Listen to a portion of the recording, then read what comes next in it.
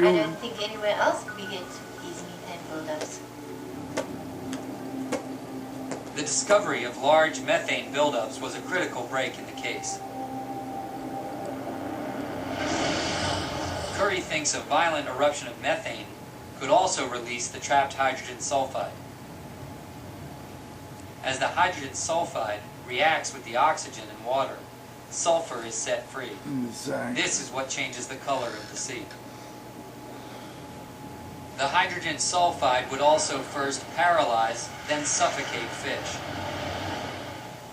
Could deep sea explosions be the culprit behind the mysterious events? It was time to kick the inquiry into higher gear. Curry first turns to oceanographer Scarlo Weeks. Hi, this is Scarlett. Hi Scott, it's Bronwyn here. Hi, Bronwyn, how are you? Weeks had been using satellites to study the ocean from space. In the past, she had picked up color changes in Namibia's coastal waters that might have been signs of eruptions.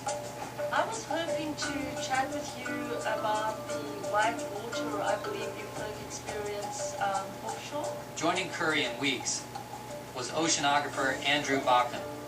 The new team wanted to use satellites to catch a sulfur event in the act. They wanted a smoking gun. Noah. First, the team had to determine if Weeks' old satellite images had captured eruptions. They compared data images corresponding to past sulfide events. As suspected, the satellites were detecting sudden changes in ocean color that matched eyewitness accounts. Satellites are confirmed as a great new tool for early warnings, and so now Weeks begins to monitor the Namibian coast daily. The waiting game. Sometimes it seems to take forever, but sometimes you catch a break, and that's exactly what occurred in this story.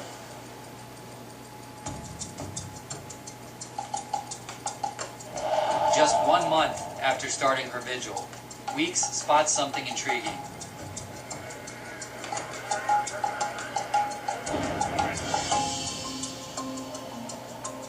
So I began monitoring this every day. And on the one particular day, when I looked, it was just wow. I was really excited. I phoned Bronwyn immediately and said, we have something happening here. Weeks has seen a shift in ocean color, and so now investigators scramble. Water samples are gathered off the coast. Back in the lab, tests confirm suspicions. The color change detected by the satellites is caused by sulfur. An eruption appears to be brewing. Then, something striking occurs. It's a series of eruptions. And these back-to-back events are expanding out of control, growing larger than anybody ever suspected, spewing a toxic stench up and down the coast. I was very surprised by the extent of the sulfide events. At the time, it was thought that these emissions or events were very localized, small features. I was specifically asked this question, how big are these? And I said, well, they're a few hundred meters across. We thought that was big. But what I was seeing from space was very different. I mean, some of these signatures were really large, you know, spanning a couple hundred kilometers. We had no idea such things could go on in the ocean. No one did. What were once thought to be small local phenomena now appeared to cover thousands of square miles.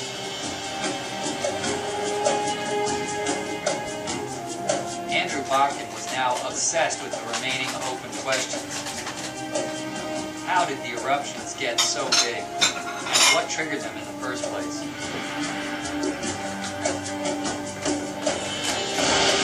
This was the real mystery.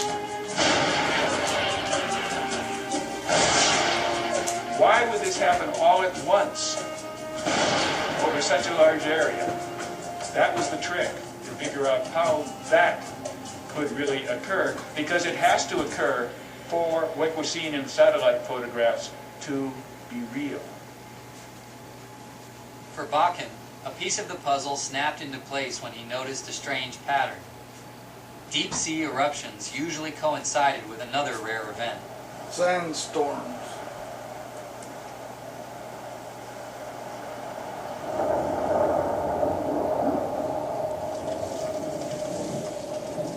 Desert rain. They carry Because I can sand. never figure out what rainfall in the desert would have to do with causing these things in the ocean. But one thing that rainfall in the desert would be a reaction to is the passage of a low-pressure cell. In other words, an atmospheric storm coming over the ocean. That would lower the pressure on the surface of the water. According to Bakken, as pressure falls on the surface, it will drop on the seafloor as well. Wow. Lower pressure uncorks the methane, which in turn releases the hydrogen sulfide. Oh my God. As the bubbles rise, they expand. And this further reduces pressure on the bottom, ultimately triggering an eruption, which spreads in all directions. What the gas is the bomb. As soon as you start moving it up, it causes the explosion. Once it happens, it would happen fast. The eruption theory developed by Curry, Weeks, and Bakken is the most detailed and plausible explanation for Namibia's hydrogen sulfide events. A mysterious phenomenon is now coming into sharper focus.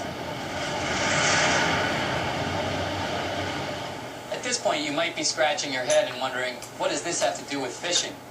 Good question. The only fish we've seen in this story were dying in droves on a beach. Well, fish, it turns out, are players in this drama, and very lively ones. Or at least they were until a few years ago.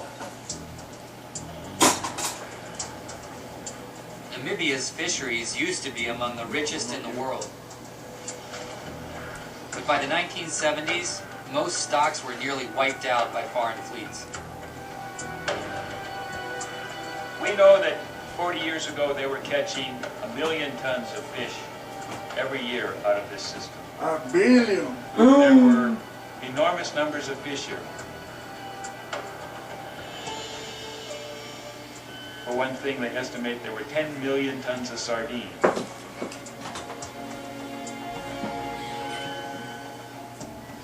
10 million tons of sardines is an incredible number of fish.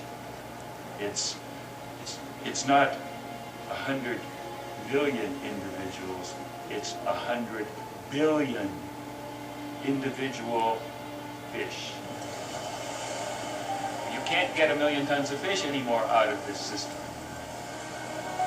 Oh my God. Bakken thinks sardines once played a key role in keeping the lid on the deep-sea explosions. They were one of the main fish that could hold their own in the rough currents, where by gorging on phytoplankton, they decreased the source of sediment gases. With the sardine numbers down, he reasons the eruptions could increase in the future. This could be bad news. More explosions could threaten the government's efforts to rebuild the sardine stocks. The eruptions already extend into nursery grounds where they kill young fish and larvae. Oh my. If that weren't trouble enough, Bakken suspects that deep-sea eruptions may be wreaking a second kind of havoc. Bakken and his colleagues have boldly proposed that the eruptions may be adding to global warming. Yeah. The methane released in the eruptions is, like carbon dioxide, a heat-trapping gas. When you get eruptions of methane gas the size of the state of New Jersey, you are putting an enormous amount of a very potent greenhouse gas into the atmosphere. Sometimes we lose more than the fish that we take out of the ocean. Really? Could the massive removal of fish Oh, really right. have an effect on the climate system? Andrew Bakken thinks so, and he believes the climate is just the beginning.